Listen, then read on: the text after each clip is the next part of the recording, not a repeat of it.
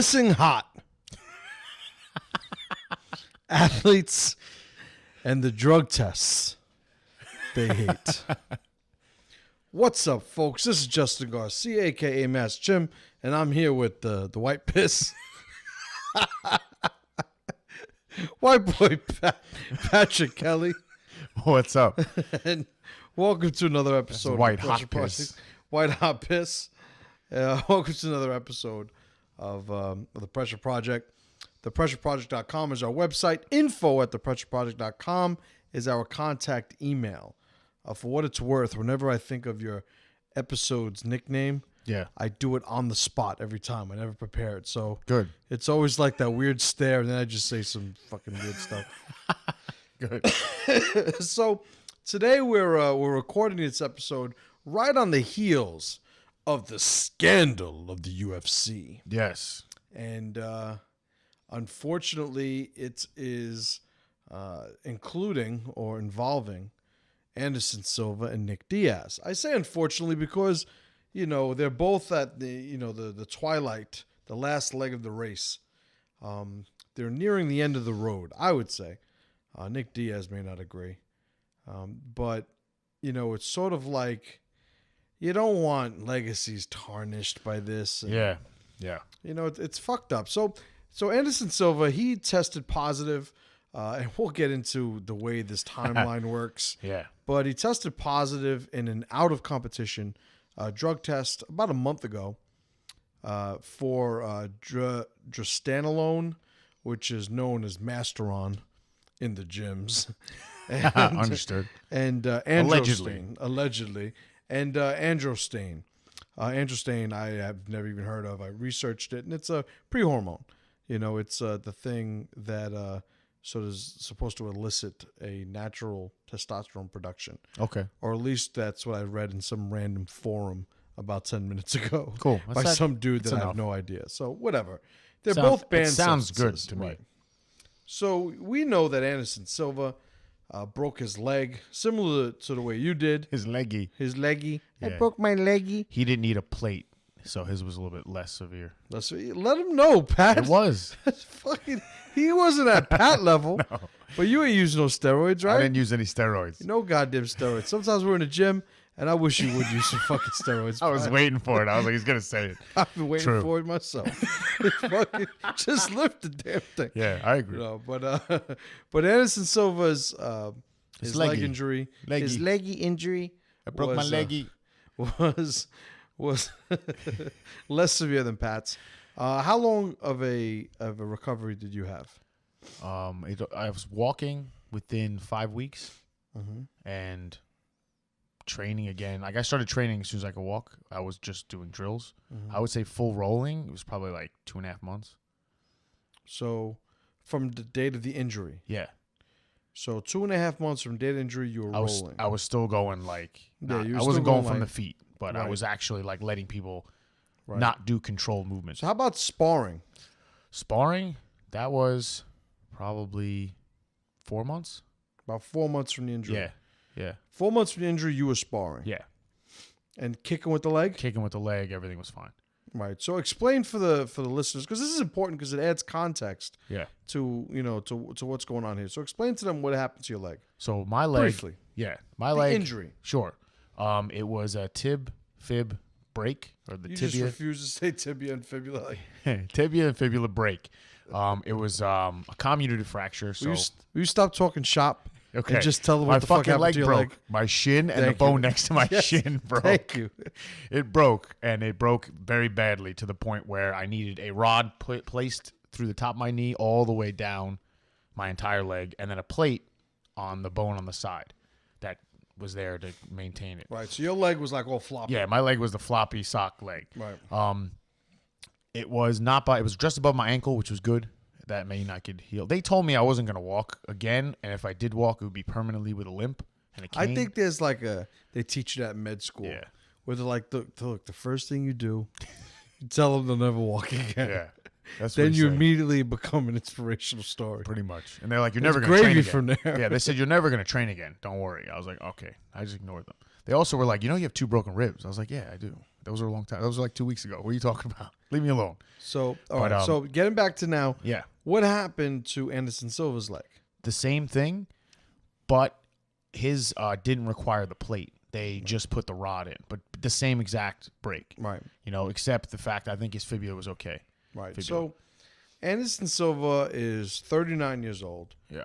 And now, obviously, Anderson Silva is competing at a much higher level than Pat is. Yes. But for all intents and purposes, Pat got to the point where he was sparring. And sparring for us is, kicking pads. Yeah. Kicking, or I should say, by the time he's sparring, he's kicking pads.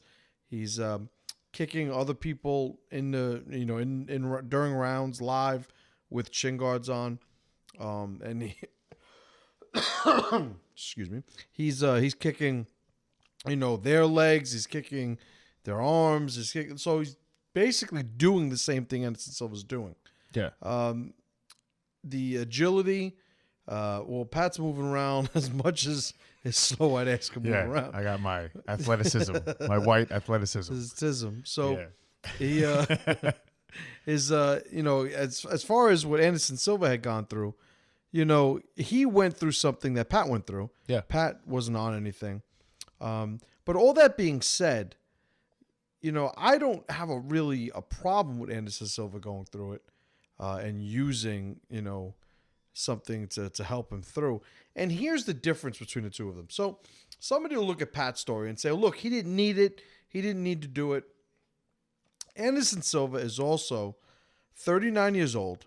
He's been through wars. He is making millions of dollars a year. Yeah.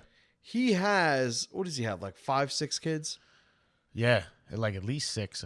Five, I remember 6 the kids. picture. It was a lot of fucking kids. Right. So now when you're in his position, why wouldn't you make sure there are absolutely no uncertainties?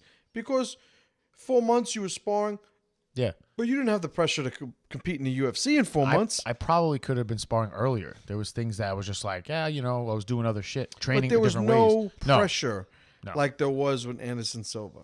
So when you're talking about, somebody who's making millions of dollars, and should they take something to help that process along, you'll find no moral judgment where that decision is made. Agreed. Now, obviously, the problem is it's against the rules to fail a drug test, right? So That is true. So he messed up.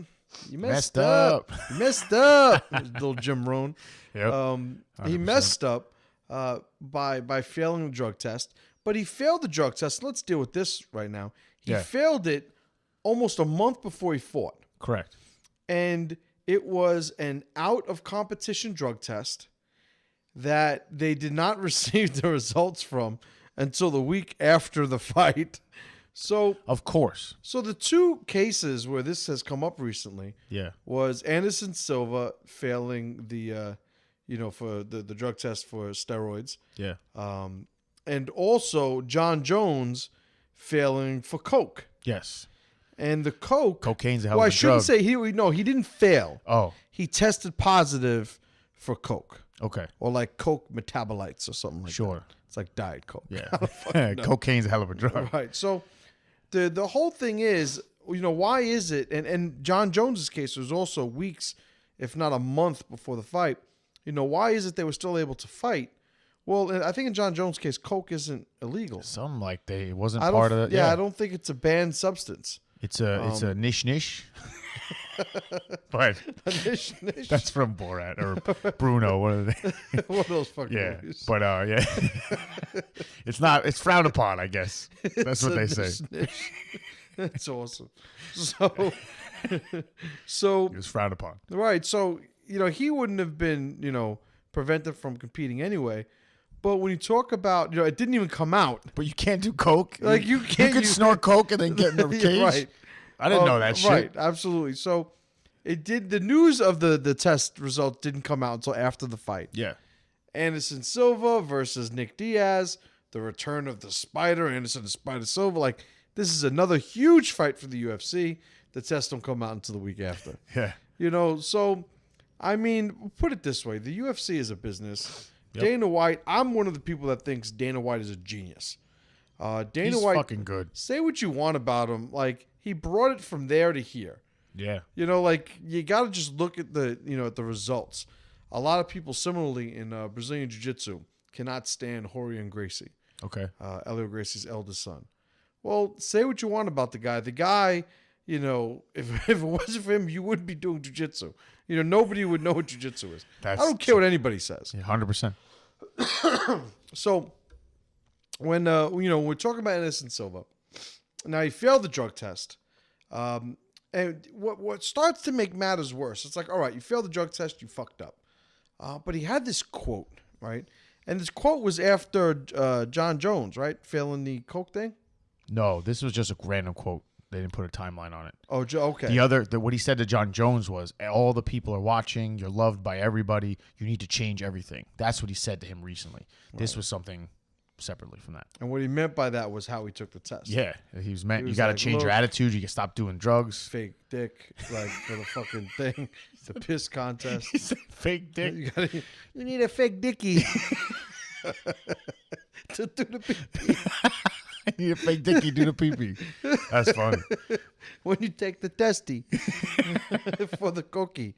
So, oh, that's funny. That is advice a la Anderson Silva. Yes, that's exactly So read the quote. This random quote you got from Anderson Silva that just makes him look like a dick. I don't think he's a dick, by the way. But it's like, fuck, man. Like, don't get caught doing this shit. Yeah, you can't have this quote. Oh, my God. All right, go on. Read, okay. please. People around the world love the UFC. But the kids love the UFC. And this is exactly as it's written because there's going to be some fuck-ups. And the families love UFC, said Silva in October. There you go, October. It's bad for the sport. You talk about drugs. I don't think this is good because the sport can change the lives of kids and people in the world. When the guys test for the steroids, they should have no more fights. When you use the steroids, you use them for a long time. When you use the steroids for a long time, you have a problem. It's a drug, and it's not good for the sport. Steroids make the sport bad. If you do the sport in a good light, you have a good life. That's my opinion. Right, so it's like, right now I'm about 275, 280 pounds. I hover between there, depending on what time of day it is. Right? Nice. You're not going to hear me giving people talks about fucking sticking to diets and, and body fat percentage. Like, I'm just not going to do it. Abs are for fags. Right. Abs are for fags. I'm sorry. I'm not fucking attractive enough to you. What can I do to improve my appearance so you are more attracted to me? Exactly. How sexy do you wish me to be? Right? So yeah. So when it comes to, to that, like with me, I'm not going to do that because I'm just a fucking hypocrite if I do that. Like, people say, well, how can I stand a diet? I don't fucking know. When you find out, let me know. Let me know. Right there, I'll give you my email address. The only way I've ever been able to adhere to a strict diet, we're totally on a tangent now. Yeah. But is if I'm competing. Yeah. So if I have a competition, I make weight. Like, that's just it. Like, when you did the powerlifting, you fucking made weight. I did what I had to do. So yes, I made 275. No problem. So, but the whole thing is, I'm not the guy that, just has the willpower, or really it's not that the willpower. There's not going to be we're not going to have a quote for you saying, guys, when you have to diet, you got to do this. There's not going to be that quote out there. I'm not going to do it because I don't fucking believe in it, like whatever. When you should lose weight when you have to. Yeah. When you got to lose weight, lose weight. Correct. You don't got to lose weight, fuck them. That's what I say. Yeah. All right. So with Silva, he does what he shouldn't be doing. Yeah. So you can't do that. Let's get something straight. Anderson Silva is far from the only person to ever fail the drug test. Correct. There have been a whole slew of MMA fighters. A long list. Right, and we're not even getting into other sports. I mean, we'll dabble on some guys later on, but It's that sounded gay. I thought it was gonna go. Where did that phrase come from? We'll We'll dabble on some guys. dabble on some guys later. I try to dabble on guys later. But that's after the podcast. So we'll talk about people from other sports. Yes, we'll involve later their on. abuse. But as it pertains to MMA, there is a whole slew of guys that have failed drug tests. Yeah. So a couple, we have here. Nate Marquardt in 2005 had beaten Ivan Salivary at Ultimate Fight Night 1, and he tested positive for nandrolone or DECA, as it's known in the gym. DECA. So, when you're taking DECA, it is far from the the most anabolic of the things you could use. DECA has a great reputation amongst bodybuilders for one of the things, and this is sort of like an angle that I really want to just put out there. It helps the joints. Okay. So when you're talking about people who train as hard, like I'm falling apart. I trained hard, probably 10 years, right? I've been training probably 15 years at this point. But my first 10 years were fucking rough, To say the least. on my body, that is, I know what you're talking about. I got my black belt in 6 years. Was in Abu Dhabi, fought MMA, competed in, I don't know, dozens of tournaments. And, also it's worth noting, my style of grappling is not a very loose, flowing style. I'm like a fucking battering ram. Man. Yeah, that's my jiu-jitsu style. I'm a steamroller. Nice. And the thing Too much is, more about technical, though. steamrollers have a drive gear. They're fucking technical. Very technical. So the thing is, I understand what it's like having to train day in and day out. I started, my mid 20s, so I had already had football injuries. I had weightlifting injuries. I had injuries, wrestling injuries. So I get it. Yeah. I get why people are going to do these things. I get it because a lot of times these guys are like, what? Do I take the, kick in the ass integrity wise, but be able to feed my family, be able to do what I love? A lot of them will rationalize and say, well, everybody else is doing it, so what the fuck, And, my position has always been it's illegal to fail a drug test. That is true. It is what it is. So there's really, when you look at Anderson Silva, he failed the test the month before, the out of competition test. Yeah. But he didn't fail the night of test. They have not said that. They haven't said anything about the night of test. I think he was clear on that one. No, I don't. No. Clear. What are you saying? I haven't read them saying anything about that. No, but I think they had it was the 9th, the 15th, Okay. and then the night of the fight. So he's clear the night of the They fight. said the 15th, they're still waiting for the results. Oh, okay, yeah. So apparently the out of competition testing is done by a separate entity. Yeah. Which is why the timeline is so long or controlled. What's the fucking Or point? controlled, you could say. Well, what's the point of taking that test and then you find out after the fight? So we got something to talk about during the podcast. Clearly. Perfect. Thank you, Dana. But the night of, he didn't fail that one. So what does that mean? It means he has good trainers. Yeah. They understand how to taper shit off, get it out of his system, and it is what it is. Yeah. Anybody that was using DECA, like Nate Marquardt was in 2005, should know that DECA's in your fucking system forever. So it's one of those things that it's probably something else you should be taking. Another case of note, and this was in the Dynamite card. I believe this is the one that was outside in California a couple years back. Yeah. And Johnny Morton. Now, Johnny Morton was a stud wide receiver in the NFL. Okay. Whatever the fuck that means. Yeah. And he decided to do MMA after his retirement.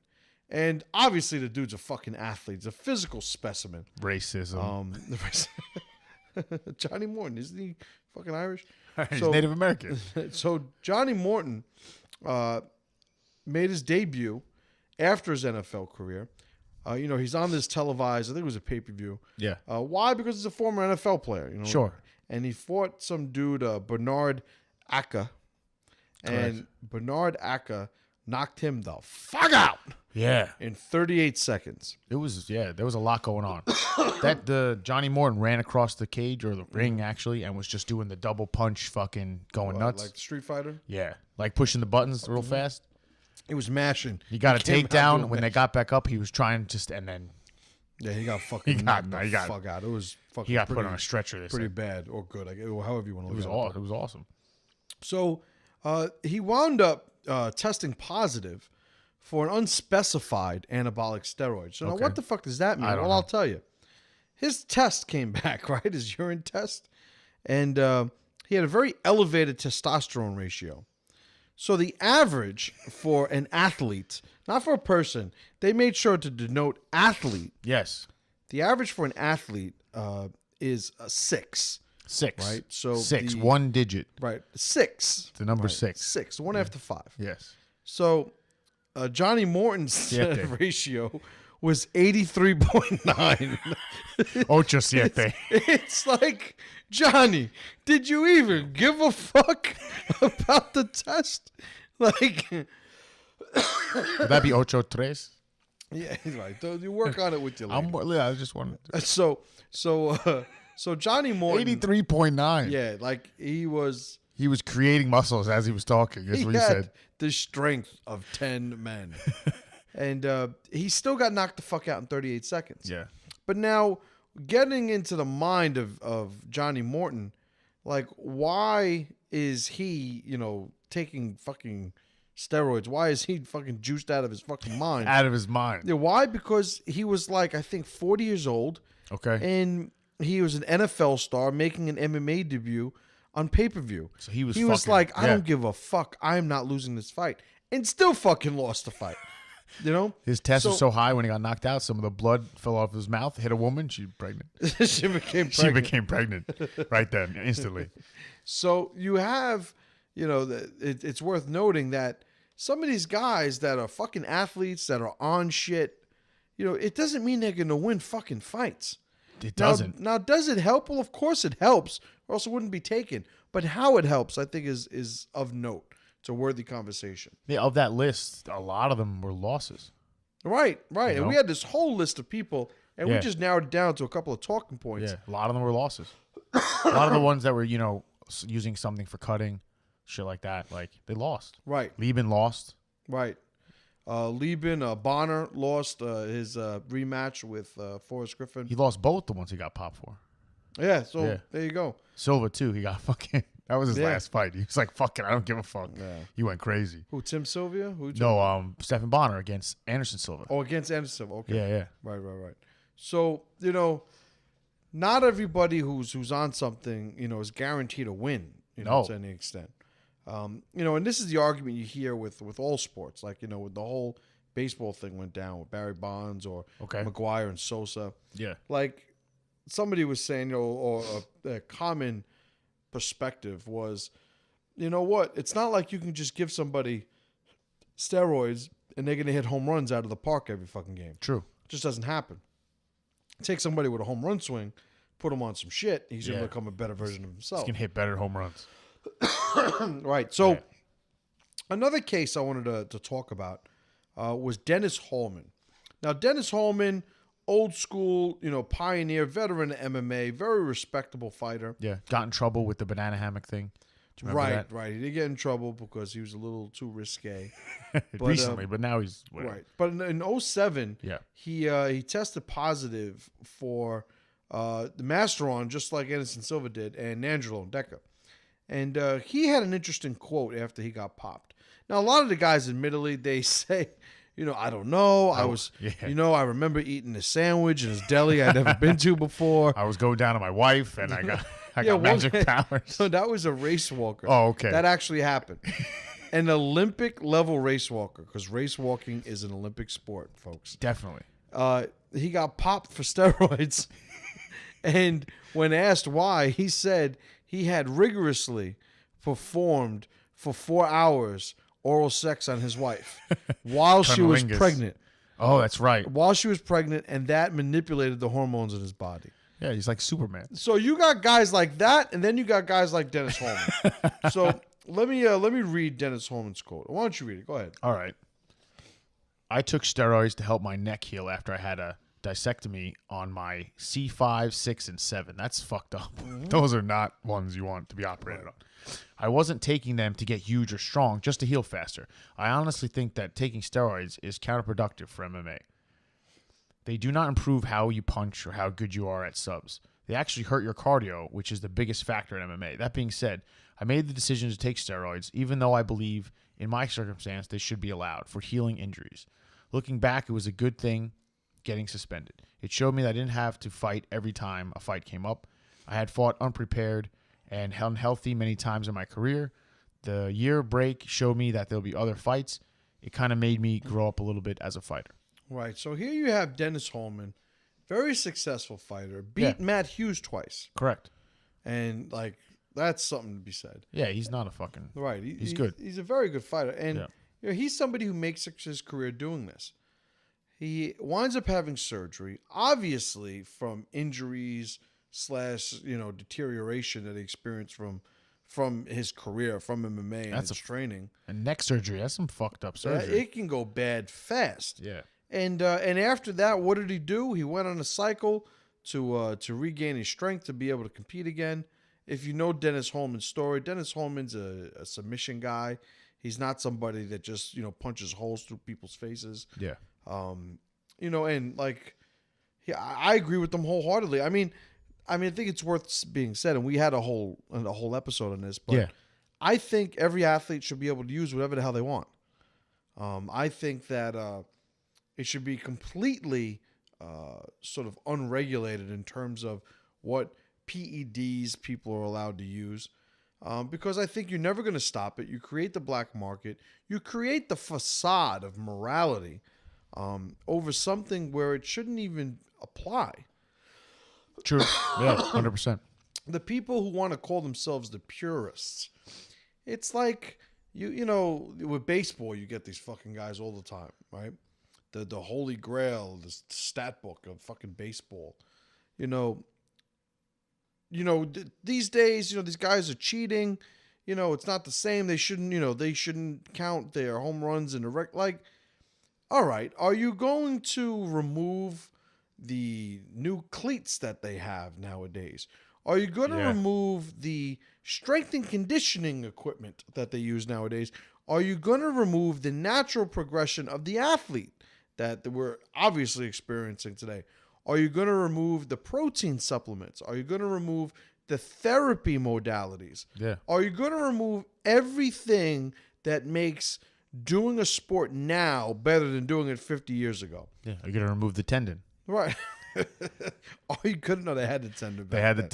they did. Back then. They did. As soon as they let them in, they had the tendon. Right. So the whole thing is, it's fraudulent. I wouldn't call it hypocritical because I think these people actually believe this shit. Yeah. But it's just fraudulent. It's inaccurate to say somehow that it's the performance-enhancing drugs that crosses the line. Number one, you don't know who the fuck was taking stuff way back when. Yeah. Like Mickey Mantle was a fucking... Holy shit. He was an alcoholic, number one. Sure. And who knows what the fuck they were giving him. He was so fucked up towards the end of his career. They basically fucking taped him together. He probably took whatever the fuck. What are you giving the horses? What give it to me? Like, he was fucked up. Right. And you know what I say? Why not? Well, it gave him... I'm speculating, like, obviously, but most likely he was taking whatever he could to stay alive, and it probably bought him another couple of years playing. Right. And, and that's really my, my angle. So when you look at, let's take, for instance, the NCAA.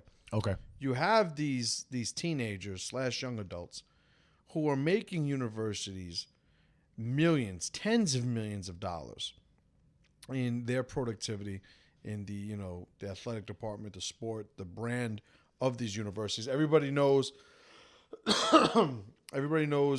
Florida State football. Everybody knows Indiana basketball, Duke basketball. You can go, Iowa wrestling. You can go through all of these, staples of college athletics and look at these powerhouses and what type of money they actually make.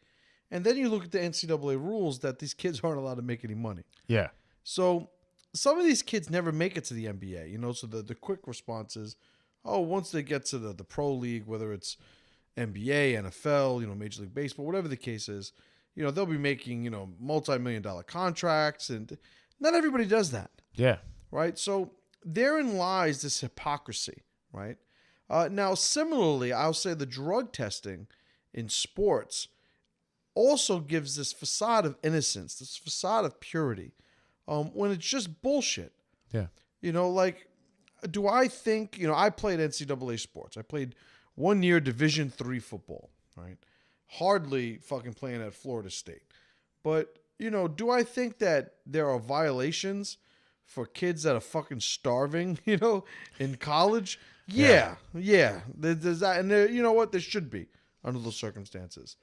I'm not a diehard rule follower, so sometimes common sense should be the rule that, that you're following. 100%. If you're one of these guys who has their career, the MMA career, hinging on your ability to recover at a certain speed and to a certain level from an injury, do what you got to do. You got a wife, you got kids, do what you got to do.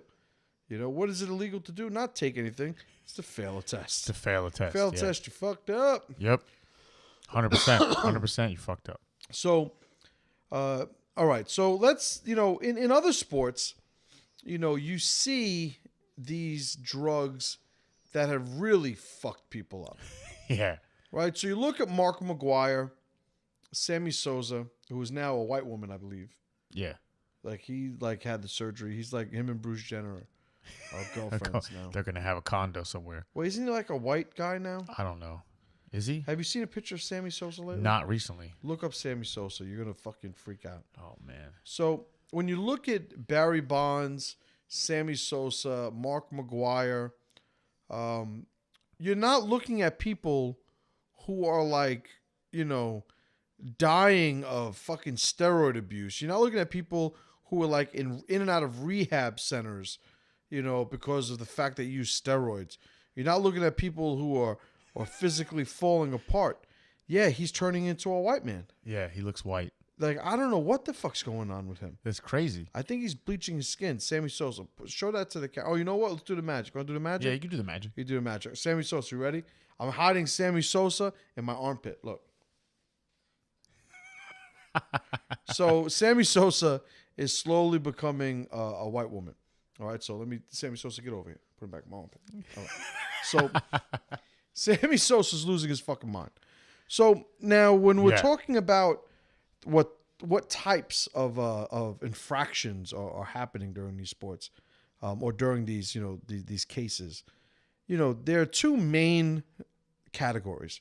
You have the PEDs, Yeah. and you have the recreational drugs. Correct. So John Jones gets busted for using coke Off a white woman. off a white woman's crack. Now we know John Jones needs fucking help. We know John Jones is leading a lifestyle that needs to be stopped. That needs to be there's an intervention waiting for John Jones. He got busted for coke. He did his day of rehab. He's good. Right, but now you're talking about Anderson Silva, Yeah. who got caught after this major injury, Yeah. using a cycle. You're everybody knows that's it. He just got caught. There's no, we got to fucking send him to rehab. We got to make sure his life is straight. There is none of that. Why? Because everybody knows it's bullshit. Yeah. Everyone knows What did why he do? and how. Well, why? He fucked up his leg. He used something to get back. It is what it is. You have TRT, right? Yeah. Testosterone replacement therapy, who Vitor Belfort's the poster child for. Correct. He invented it. Him and Jesus. He was on it, and it was allowed, and he looked fucking ripped, and everybody complained. So now they made it illegal, right? Yes. Or it's not approved by Nevada anymore. Now he's off of it. Now suddenly, it's immoral in everybody's eyes. Suddenly, Yes. Now we're gonna see who the real fighters, and it's such bullshit. I don't want to be the guy that says, I'll only fight Vitor Belfort if he's not on TRT. Why? Because if he's on TRT, he'll fuck you up. It's Are you afraid of what him a on fucking TRT? weak. Yeah. It's just a weak position, and it's so sort of uncontrollable. Everybody's going to do what they're going to do regardless. True. And you just wind up taking people who are trying to, number one, improve the level of performance of the sport, and number two, their actual career longevity, and you're turning them into criminals. Yeah. You're turning them into bad guys. Like Mark McGuire said, I think he failed the drug test like in 2003, 2004. After his career or after that incident, he said, look, I was taking steroids my entire career. Yeah. And I'm like, who gives a shit? If you were a baseball fan, and I was younger, and they had this home run thing, right? Yeah. Yeah. That like captured every inch of the national media. They say, it saved baseball, and I'm a fan of athletes. I'm a fan of athleticism. I'm a fan of physical achievement. So when this baseball, like, just, head-to-head battle started between Mark McGuire and Sammy Sosa, it was like, this is fucking awesome. These two guys just going at it, and, you just saw, people can, performing under this amount of pressure and making it happen, and it was great. So now Mark McGuire says, well, in my entire career, I was on some sort of performing enhancing drugs. Yeah. Like, that doesn't remove the memory of that season. It doesn't remove any of that. No. And if you're going to say, oh, none of that mattered because he was on that, you're just a fool. You're ignorant. Yeah. And I don't mean you're a fucking stupid face. I don't mean that. You're ignorant. I mean you're lacking information because your perspective is just fraudulent. Yeah. Like, you can't say that makes it cheating. No, that doesn't make it. Well, it makes it cheating because it's against the rules. But you can't say that it sort of taints the game. If you looked at Mark McGuire and didn't know he was on steroids, then there's something wrong. Right. So, like, instead of a bat, let's say somebody used a fucking big ass tennis racket, right? That could just, has some weight behind it, and the thing is fucking 3 feet wide, and there's Yeah. no way you're missing, and the web on it, the net on the racket is so strong that you could just hit it fucking over the fence every single time. Correct. That kills the game. Well, it becomes pointless. Right. It kills the game. That taints the game. Yeah. But when you're talking about, somebody doing whatever they can to improve their body, to perform the sport in its form that has made it so popular, right? To me, that is the pinnacle of what a sport should become. Yeah. It's like, why? Do you want to see the NFL of the 1950s?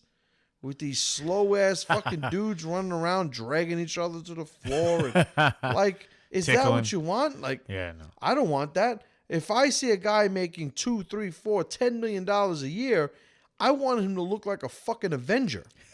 Yeah. Like, that's what I Yep. want to see. That's what I want to fucking see.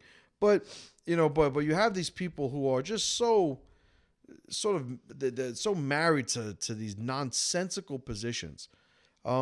So in baseball, we had, I remember when this went down, my father was a Mets fan, and was, like, he still is a Mets fan. That's like He turned the thing. into shit. And Dwight Gooden, Darryl Strawberry, Yeah. they were like the prodigies of baseball when they came onto the scene. Correct. Darryl Strawberry had gotten Rookie of the Year. The next year, Dwight Gooden had gotten Rookie of the Year. Dwight Gooden was in the majors at 19. He wound up winning the Cy Young at the earliest age. He was the youngest Cy Young award winner ever, and that still stands to this date. But they fell in love with the cocoa. Yeah. They both like cocaine. Right, so they both became fucking cokeheads. Yep. Just loser, fucking alcoholic, coke fiend, just fucking losers. Yeah. So what were they doing? They were going out fucking binging, partying, missing functions. It was sabotaging their playing ability, suspensions, bans. They wind up ruining their careers because of their addiction to a drug. Yeah. Party time. Right. They did not wind up ruining their careers because they were on Deca. No. They weren't losing their careers because they were on fucking Masteron. You know, they didn't take anything to sort of help their knees and their ankles and their elbows and their back, and their sleeping, and any other ailment. They weren't in trouble and their lives weren't falling apart because of what they were willing to do to be able to play the game better. They were sacrificing or falling by the wayside of reality because they were doing everything that had nothing to do with the game incorrectly. Correct. And they had no self-control, no discipline, no self-respect, you could say, for everything that existed outside of the game. And eventually that spilled over to the game, and this is where their lives started falling apart. Correct. Len Bias. This is a fucked up story, but one, that you need to share because of its value. There's a lot of lessons in it.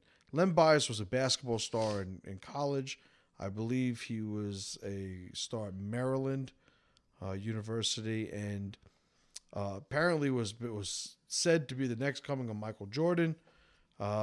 Worth noting, Michael Jordan, when they were making those comparisons, wasn't really the Michael Jordan that we know him as, but he was one of the young guns of the NBA, and they were saying Len Bias has that similar game, similar ability. He's going to be a star. He wound up getting drafted to the NBA. 2 days after the draft, dead. Cocaine overdose. Is he the one who tried coke the first time and it killed him? I believe that was what they said. Is it true? Who the fuck knows? But coke overdose, dead. 2 days after he's drafted to the NBA. Dude, celebration. So now, was it, Deca that he was trying to use well, that maybe. killed him? Was it? He thought it was Deca. It was coke. He snorted it. He had no idea the way that the things He was trying work. to snort Deca. And, is he the guy who was trying to fix his, C5, after surgery? Is he the guy that was coming back from a tibia fracture? Is he no, he was the guy that was looking to party and it fucked him up, killed him. Yeah. Cocaine did him. Right. Diego Maradona. Now, Maradona, I am not a soccer fan. I don't know who the fuck that is. Right. But there are people that are like, you goddamn right, Maradona. Did everything. Greatest goddamn football thing. They say footballer. Oh, yeah. He's a footballer. Greatest footballer ever to walk the earth. Fucking kicked the ball all over Fucking goddamn place. Crazy. So, Diego Maradona, What Argentinian. teams did he play for? Argentina, okay. He wound up playing, in a lot of pro football leagues, soccer leagues, in Europe. But he was from Argentina. He received the majority of his notoriety from his international play for his country.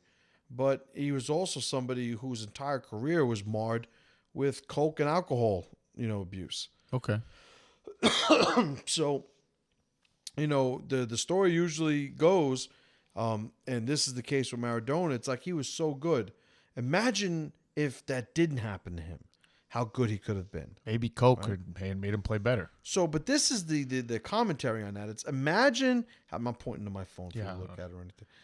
Imagine if he never used any of that, how good would he have been? Yeah. There's nobody going, imagine if Mark McGuire never used anything, how good he would have been then. Everyone is thinking, well, fuck, he would have sucked. Nobody even would have heard of him if he that's the direction those comments go. Yeah. So immediately the paradigm is congruent with reality. Correct. We know that recreational drugs fucks people up. Using PEDs makes a better athlete, improves the level of performance. Yeah. By definition. Right? Well, yeah. So Andre Agassi. Yeah, I didn't know this. You didn't know this. No. I knew it. I didn't know it specifically, but crystal meth. That's crazy. He was a fucking meth head. Yeah. And he if said you fucking throughout his career, he was fucking on and off on it crystal meth. while he played? Yeah. Because it makes sense. Crystal meth. Holy fuck. They clean shit. Crystal meth would help you. I don't know any of that shit. You fucking white people. The fucking running back and forth. I don't know is that what they do? They get fucking run nuts. Back and forth. Sometimes we're up for fucking 3-4 days. I have never met anybody that's done crystal meth. Well, I have. Just or I've seen it done in front of me. So for me, and I grew up, in the hood. to me, like almost all the fucking guys smoked weed. They all drank. I never did any of that. But you know, all my friends and like whatever. But it's funny, even to us, and we were a fucked up group of fucking kids. Like we did some fucked up shit, you know, violence wise and shit like that. But like we were like coke. It's like, yo, you gonna do coke? What a fucking loser! Yeah, like that. that's Even funny. for Yeah. us, that's how we looked at it. Now we'd go do a million other loser fucking things, but it's like coke, crack. Yeah, You know, it was like a different level of loser. yeah, and it was like, you know, I grew up in the crack era in New York City, and Yep. like you were a fucking loser. We were, you know, teenagers, and we'd see a crackhead 30 years old, 40 years old, but if they were a crackhead, they were looked at like they were subhuman. Yeah, no, I They get were it. given absolutely zero respect. And you know, right or wrong, I'm just commenting that that's how it was. Yeah. You know?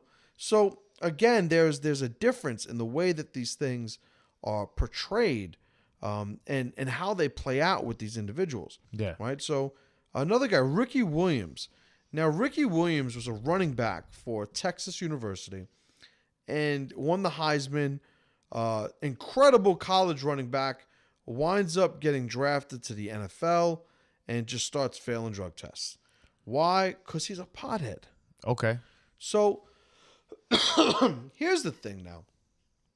I don't smoke pot. Never have, never will. No interest in it whatsoever. Even though I talk about, you know, drinking some whiskey, you know, or doing, I don't even know how they say it. Does that sound corny? I don't even fucking know it. I mean that. I've never drank alcohol before. I am going to partake because I want to experience the ritual. Sure. You know, the brotherhood, having a drink together, whatever. I'm never going to smoke weed. Yeah. Like, I have no interest. Me neither. So No. all that being said, and I'm saying it just to show that I'm not the pro weed guy. But what I am saying is the people who are smoking weed aren't the people who are doing coke. And they're also not the people that are doing the PEDs. So Ricky Williams is somebody who suffers from social issues, like he has his performance anxiety. Okay. He has all these like anxiety-based issues. So he wants to chill the fuck out. Smokes weed, feels fine. Okay. That's actually a lot of people use it for that purpose. And he had gotten in trouble so many times in NFL. I think it was 2006 or 2007. He walked away from the NFL. Oh. Most people, you know, acknowledge his decision as being he chose smoking weed over the NFL. Yeah, well, fuck it. That's what he wants to do. Right. And you got to ask, well, what did it do for his quality of life that he was willing to make that sacrifice? Yeah. You know, because he was an amazing football player and enjoyed doing it. You know, it wasn't a labor of love for him. It was just something he was passionate about and, you know, he was elite at, but walked away. And the reason I bring Ricky Williams up is you have Nick Diaz. Yes. So we didn't mention it yet, but Nick Diaz was also one of the guys that was pinched for that he card. got pinched. And for smoking weed. Yeah. Now, wasn't the first time he's been caught smoking weed. Probably won't be the last time he got caught smoking weed. Yeah, he got caught smoking weed with the other guy he fought. The guy from, what the fuck's his name? I don't know. My memory. That boy likes him. I don't know. Yeah, fuck it. Anyway, so I'll think of it in a second. all right. So you know you have the guys that are smoking weed. Carlos Condit. You know, what is it doing for them? Now, I've never met Nick Diaz. I love Nick Diaz as a personality. I Oh. love Nick Diaz as a fighter. In that last fight, that was some funny shit. He was It hilarious. was fucking hysterical. But the whole thing is, you know, you don't have to know Nick Diaz to sort of realize he probably has some social issues. yeah. And He didn't get on the plane because they said he wasn't in the mood yet. He was still trying to vibe and get ready for the fight, get his Right. head right. So he's like, I'm not getting on a plane yet. So you think he smoked some weed to calm his ass down? Yeah, Yeah, probably. yeah, Get on the probably. fucking plane. Yeah. So the people who are smoking weed, you realize that they're doing it for different reasons. Yeah. Again, I think it should be legal, right? So And some places it is. They're making a lot of money off it. right, and not only that, like the medical sort of progress that we're getting from cannabis, from the weed plant, it's just like it is expanding at such a quick rate, such an incredible rate now because of its legality. in Colorado, and a couple of other municipalities around the country are passing laws to do the same. They're making bank. Right, and the whole thing is, it's not coke. It's not. It's not It's coke. not crystal meth. True. You have Nick Diaz, who's probably going to be definitely going to be penalized for for smoking weed. Yeah. When it doesn't take a rocket scientist to figure out that motherfucker's got some social anxiety issues. Yeah. And also, we know that it's not performance enhancing. Not at all. If anything, it's the opposite. It's performance reducing. Correct. Yeah. You go out there stoned out of your mind. You're getting fucked up. But John Jones, champ, can go out and fucking do coke, and he's fine. I'd like to see someone fight on coke. It's probably interesting. Well, he probably did the fucking last fight. Beat fucking Cormier. That's why he comes to the ring like that. He's all like fucking coked out of his mind, looking around, fucking twitching. So it's just a hypocrisy. Yeah. Now, is it the UFC's fault? Absolutely not. No. No. What do I mean by that? They're not the ones that sets this whole what's acceptable, what isn't acceptable. They're answering to the market, right? They're trying to put a product out that people vibe with. Yeah. So why are they so adamant about drug testing? It's easy because it wins over athletic commissions. It gives them sanctioning and legality to operate in these different states. Why does the UFC want New York MMA to be legal in New York? Because any place where MMA is not legal, it's a potential threat to the UFC. Is it because they'll make so much money holding a UFC in Madison Square Garden? Well, it's certainly part of it, but another part of it is you want to create a national pastime. Yeah. And the only way you can get that done is by getting everybody to participate in it. Yeah. All right. So that's why they're throwing their money to make it legal, because there's a reason why they have almost every fight in Vegas, because that's where they make the money. They do. They do it everywhere else just because they want to make sure that the markets are being cultivated. Yeah, like Conor McGregor. They were like, Ireland? What? No. Right. Vegas. Right. So when you're talking about what these people are getting in trouble for, you have like this little subcategory now of weed, right? So performance enhancing drugs, against the rules. I think they should be completely allowed because they make for better athletes. They add longevity to careers, and they really enable people to earn in a lot of sports, the exorbitant amount of money they fucking receive. Yeah. How many times you hear about a football player, fucking up his knee? He's got guaranteed $10 million this year, and he's getting paid $10 million and can't even play the game. Put that motherfucker on a cycle. Get his ass Get back his out fucking there. knee, earn his money. Absolutely. So there's that. All right. So let's move on. Ready to move on? Yeah. All right. So before we get to Pressure Player and Unicorn, we have our mantelpiece. Yeah. So this is awesome. This is Master Chim. It's my Master Chim doll. So no, my Master Chim doll was given to me by my students a few years ago. How many years ago? 4 or 5 years ago? Yeah. I think I was training about a year. Yeah. So years ago. About 6 years ago. And I'm going to take him out of his box here. He was given to me as, ironically, a Christmas gift. Winter solstice. Winter solstice gift.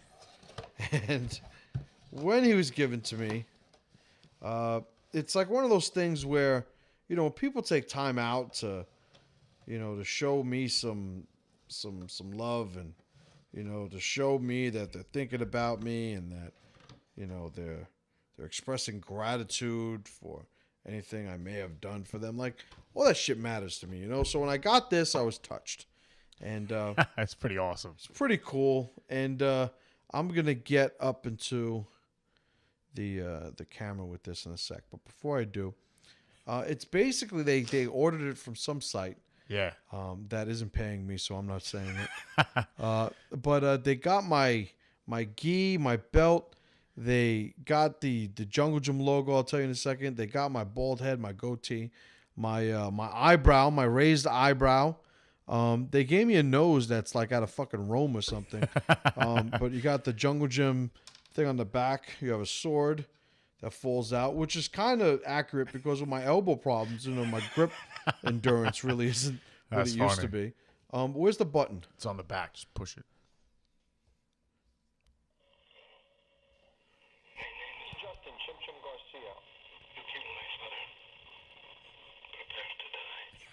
So how awesome is that? They also got the line from the Princess Bride in the fucking doll. Yeah. So obviously they put my name, in it, but it's the actual audio from Yeah, the it movie. is. Let me bring this to the camera. Yeah, go ahead. So you took part in getting this, right? I took the majority as far as the ideas. So explain to them what happened. Okay, so a former student came up with the idea. He was like, we should make a Master Chim doll. So I was like, all right. I took it, found the place, got the picture, helped them make the mold, like make sure everything was right. All the students chipped in. We got a bunch of guys who wanted to chip in and help out. I got the fucking Princess Bride line, put it on the chip because it said it could talk. And then it also came with a Bible because as a joke, we had to come with a Bible and a sword. And that was it. So we made the Master Chim doll, the talking Master Chim doll. Right. So the Enigma Montoya line was my idea. Oh, it was awesome. It was awesome. One of the greatest gifts I ever got. I'll have this thing forever. My kids always ask, oh, Daddy, can we play with it? No, it'll touch my fucking doll. So It came out really good. oh man, it was awesome. The And first face they gave you was fucking terrible, though. Was they it? sent it to me. I was like, that's fucking horrible. You need to do this, fix this, because it was like, just horrendous. yeah, it was bad. But they did a good job at the end. They did an incredible job. Yeah. So that's the story of the Master Chim doll, Yeah, all pretty awesome.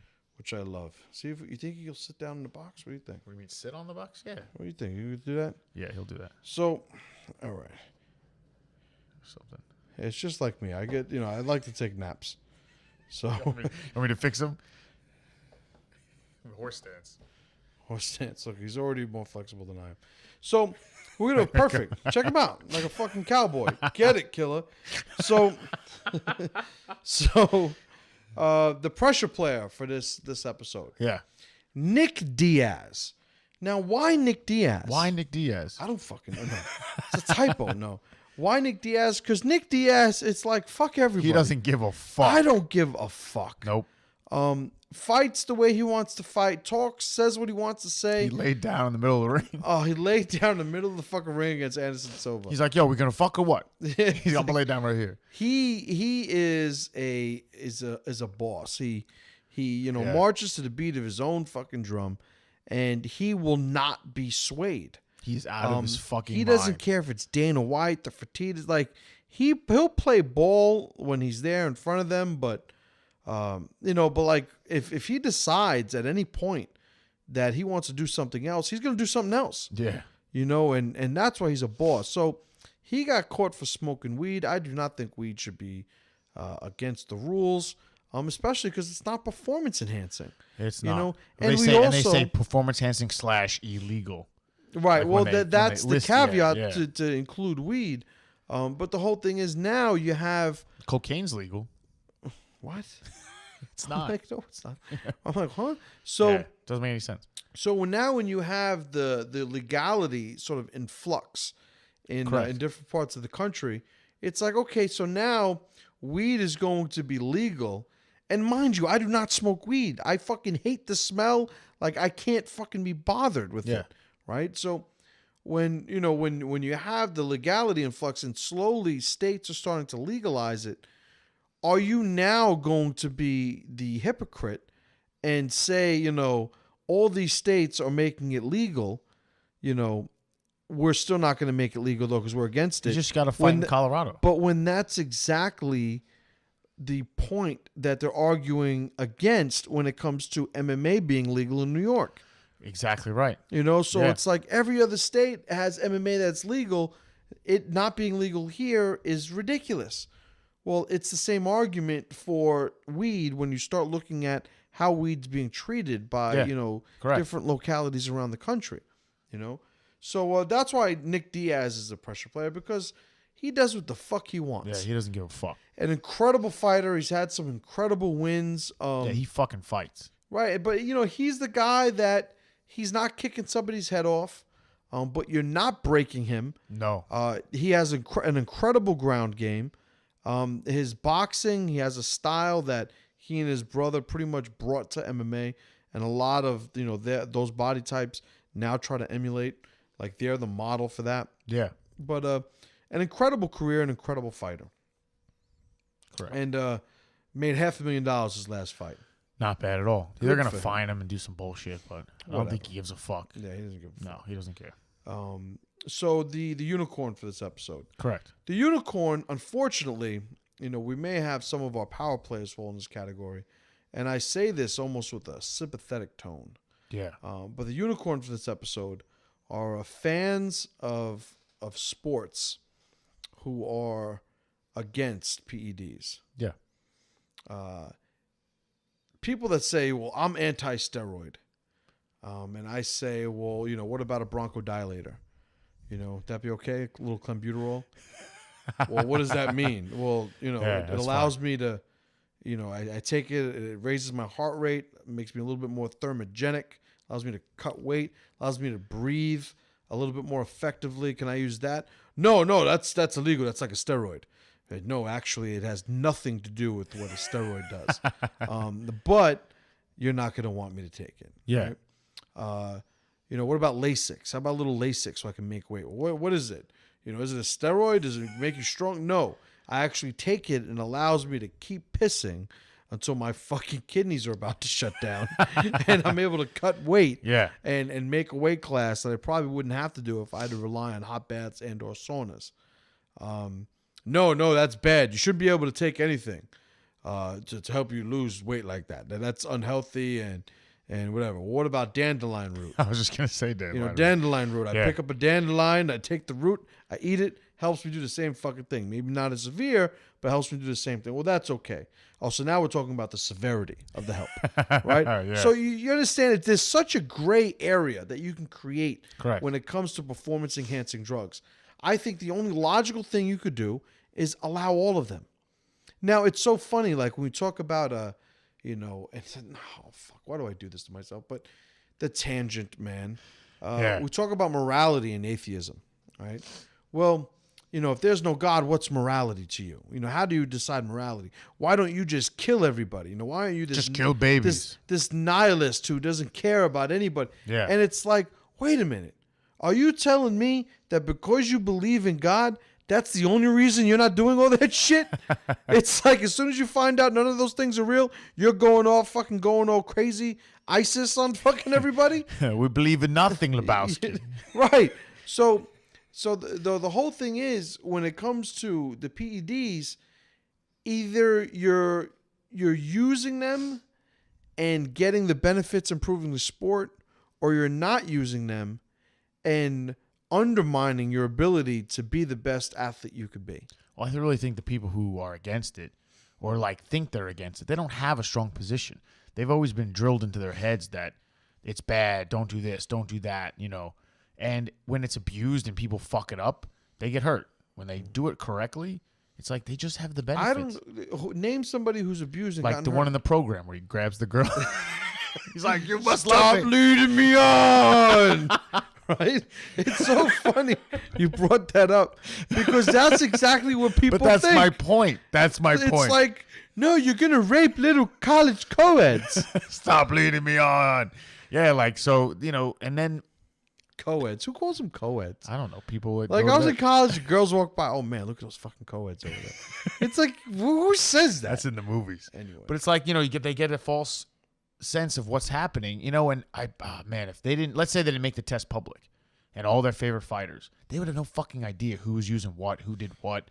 They wouldn't care. They would just watch the fights and be like, oh, that guy did good, that guy did bad. They would be judged by the merits that actually matter. Chris Lieben lost the fight. Who gives a fucking shit what he took? Nobody cares. I didn't fucking give a shit. Right. And if you do, it's like it's just a reaction that's ridiculous and pointless. It's something to talk about. Yeah, So why does the UFC do it? The UFC does it because they have to. Yeah. Why? Because the fans who are against the PEDs forced them to. You guys are the market. Yeah. So when you're sitting here saying, a guy like Anderson Silva shouldn't be on anything because it's cheating, the guy's 39 years old, has had arguably the greatest MMA career in history. He's coming back from having his lower leg look like a piece of fucking linguine. Give the guy a fucking break. Yeah.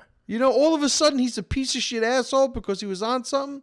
I mean, the quote that he shared isn't fucking helping him at No, all. it doesn't help. But, the act of doing what he needs to do to be able to perform for you fans, it's just, give me a fucking break. It's inconsistent, inaccurate, and ultimately an ineffective position. Correct. Because what happens when they have the protein that is so effective, it allows you to basically, emulate that. Or better yet, with technology, advancing at the pace it is, who's to say that there's not going to be some sort of muscle stimulation machine that you're going to be able to hook yourself up to and change the nature of your athleticism?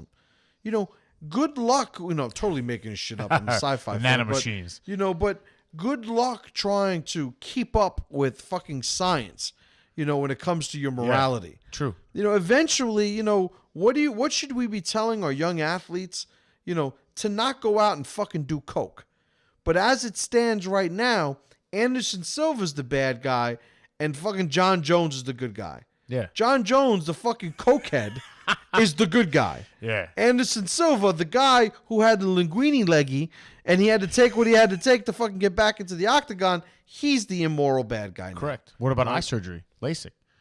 Right? Right, absolutely. Eye surgery, being able to see is kind of a game changer. Yeah, usually seeing is good. But that's exactly my point. Yeah.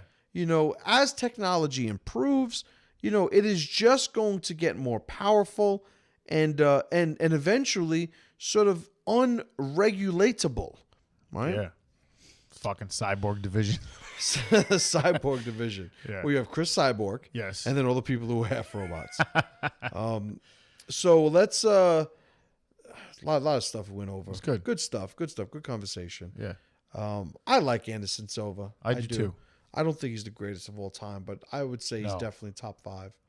It's pretty good. Yeah, pretty good. I think we made a list before. Did we make a list, or we just did our favorite? Yeah. Yeah. All right. So he's definitely my top 5. We put Fedor as the greatest of all time. Fedor's the greatest of all time. He's the GOAT. It's just come on. Yeah. But break it down, Pat. Good conversation. Break it down. What's going on? Break it down. So, Pissing Hot. Awesome title. If you need to do something professionally to feed your family, if you need to do something that's going to require a high level of skill that's at an elite level, and let's say you get an injury and you're going to take something to help you recover, to help you do what you do, fucking who's really, I do it, do it. That's what you should be doing. You need to do it to recover. You need to do it to feed your family. To have someone say that, oh, it's wrong because it ruins the sport, I don't agree with that. These are professional athletes. They work at the highest level. They go through things most normal people aren't going to go through. And most people, complain about getting out of the bed in the morning. These guys have to perform at elite levels. In my opinion, I think that Anderson Silva messed up because he shouldn't have said. He took the stance that he's supposed to take and then did actions that contradict that stance that he's supposed to take. So it's just keep your mouth shut and just do what you do. Getting caught is not good. You shouldn't get caught. At the same time, you should do what you need to do to perform. That's what I think. Well said. So I'm a competitive powerlifter now, right? Yeah. I train in powerlifting. I've competed once in one powerlifting meet. I have another one coming up in a few months. And like some other sports, a collection of other sports, in powerlifting, you have competitions that are drug-free, meaning they're tested, and then untested events. And this goes all the way up the line to the most elite powerlifters, not including anything Olympic, but Olympic lifting is not powerlifting. So just staying in the realm of powerlifting. Yeah. You have the competitions and the athletes who are drug tested and the ones that are not drug tested. In these individual competitions, you have within them internally, you also have people that use more equipment to lift and people that use less equipment to lift. Now, nobody gives, or I should say, the argument that happens over who's actually a better representation of powerlifting is usually within the realm of what type of equipment you use. Like, are you using a squat suit or are you squatting raw? Are you squatting raw, with knee wraps or without knee wraps? All these things, increasing equipment-wise, your ability to perform your sport. So to me, it's the football of the 50s, 40s, leather helmets, minimal, Yeah. padding, and the equipment of today. In the NFL, however, there is no league where you're allowed to use steroids and another league where you're not allowed to use steroids. Powerlifting, there is. Well, in the world of powerlifting, and I'm obviously implying that this resembles some sort of microcosm for the world of sports at large, the type of tournaments that are drug tested, the drug-free powerlifting tournaments, nobody gives a fuck about them. The guys Yeah. that are free to do whatever they need to do, those are the guys that everybody talks about. Yeah. Everybody's talking about the 1,200, 1,300 pound squat. Everybody's talking about the 1,000-pound bench. These are the things that people want to talk about. They're not talking about, do you know this guy weighed 132 pounds and he squatted 296 pounds without using any drugs, raw? Like, who gives a fuck? Nobody. So when you do look at these sports where there is the drug-free edition and the untested division, nobody gives a fuck about the drug-free side. Just the way it plays out. If you were to do it to MMA, it would be the same exact thing. The NFL, the same exact thing. So what happens is when you start to sort of impose this, steroids are bad, drugs are bad, probably a bigger conversation, but there's a war on drugs in this country. Don't think that it's some sort of coincidence that morality is being assigned to not using anything that could be considered illegal, in a country that, is financially vested in maintaining a war on drugs.